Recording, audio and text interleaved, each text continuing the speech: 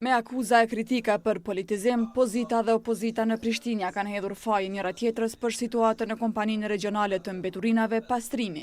Në debatin e ashpër që u zhvillua në seancën në Kuvendit Komunal, kryetari i Prishtinës Përparim Rama dhe drejtori i shërbimeve publike Bekim Brestovci i drejtuan akuzat nga PDK-ja, për çka kishte përgjigje Asamblisi i kësaj partie Leutrim Redkoseri. Ne jemi duke negociuar me punëtorët dhe deri diku i kemi përofruar shumë çështje. Ne ndërmarrës pastrimi veç atë kontratës që ne kemi ofruar për 1.5 milionëve për pastrimin e hapësirave publike nga mbetësi përfaqësore është nënshkruar prej të dy palëve.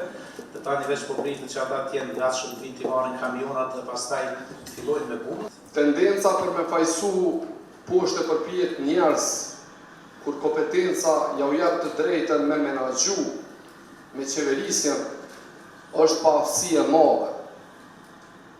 Është qyqallërak i madh i juj. Leutrimi nuk ka dashur me negociu tendera, që shkeni dashur dy me negociu tendera. Për me vjedh.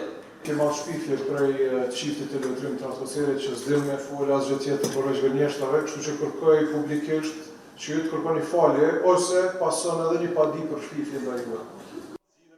Zgjedhje për punëtorët e pastrimit dhe përgjithësi kërkuan edhe partitë e tjera opozitare.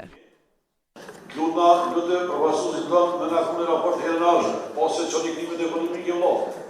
Do të ndonjëherë të bëhet. Këtë krizë ne e sjellëm së bashku, pa parasysh përkatësisë politike se ka të bëjë me interesin e qytetarëve të Prishtinës, dhe kjo është interesi jonë, sepse nesër nuk na fal kush që nuk kemi qenë të aftë të menaxhojmë këtë situatë. Nuk mund ta lëmë Prishtinën tonë të dashur të jetë vërej e djepjes menaxhimi i cili në çdo kohë mund të sjellë një fatkeqësi natyrore, fatkeqësi qytetare.